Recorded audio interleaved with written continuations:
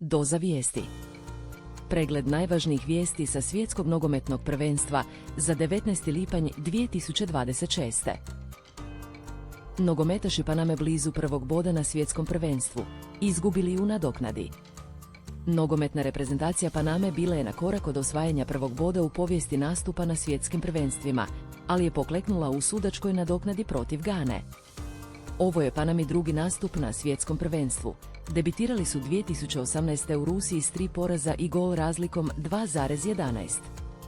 Utakmica protiv Engleske završila je rezultatom 1,6.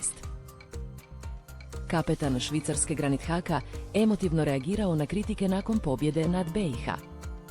Kapetan nogometne reprezentacije Švicarske, Granit Xhaka, izazvao je pozornost nakon pobjede svoje momčadi nad Bosnom i Hercegovinom rezultatom 4,1 na svjetskom prvenstvu.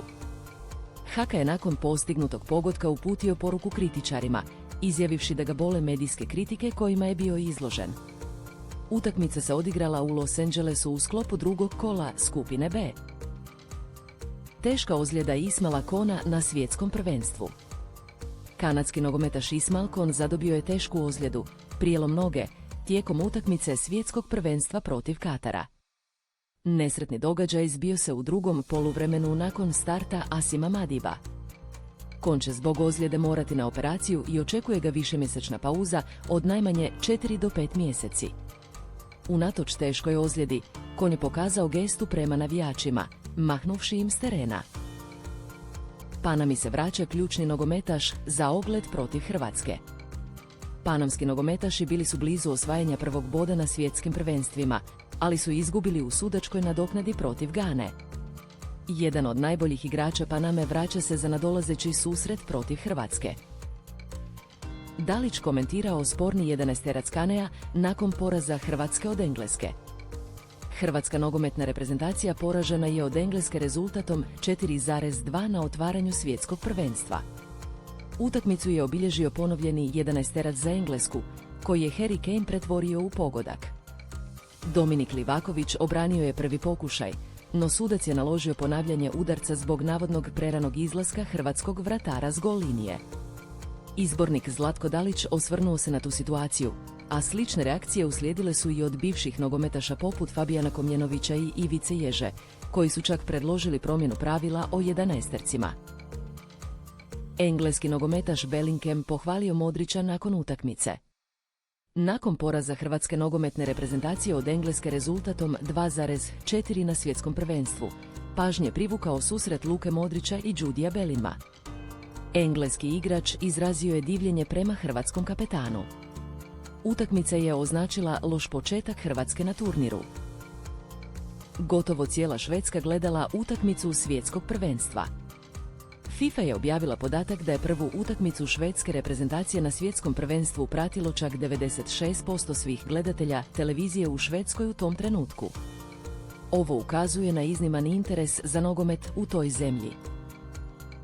Meksiko prvi u nokaut fazi svjetskog prvenstva nakon pobjede nad Južnom Korejom. Nogometna reprezentacija Meksika osigurala je prvo mjesto u skupini A svjetskog prvenstva, postavši prva momčad koja se plasirala u nokaut fazu turnira. Pobjedu od 1:0 nad Južnom Korejom u Guadalajari u četvrtak postigao je Luis Romo u 50. minuti nakon pogreške vratara Južne Koreje. Izbornik Javier Aguirre umanjio je značaj uspjeha, ističući da je konačni plasman na turniru najvažniji. Ova pobjeda jamči Meksiku barem jednu utakmicu u osmini finala na domaćem terenu, na stadionu Azteca.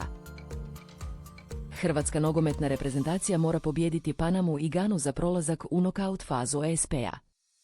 Nakon početnog poraza od Engleske rezultatom 4,2 na svjetskom prvenstvu, Hrvatska nogometna reprezentacija suočava se s jasnom računicom za plasman u nokaut fazu. Izbornik Zlatko Dalić izjavio je da su potrebne pobjede protiv Paname i Gane kako bi se osigurao prolazak dalje.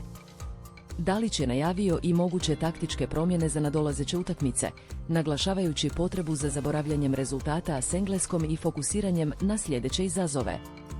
Reprezentacija je utakmicu protiv Engleske započela u Dallasu, a sljedeći protivnik, Panama, očekuje ih u Torontu. Kanada deklasirala Katar s 6,0 na SP-u, ozljeda Konea obilježila susret. Kanada je ostvarila uvjerljivu pobjedu od 6:0 nad Katarom u utakmici svjetskog prvenstva.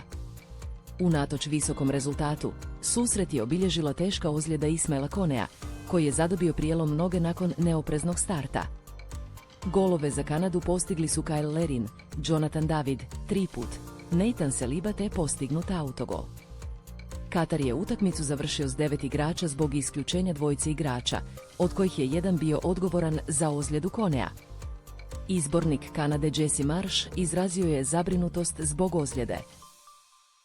Hvala na gledanju. Pretplati se za dnevnu dozu vijesti i posjeti Doza News.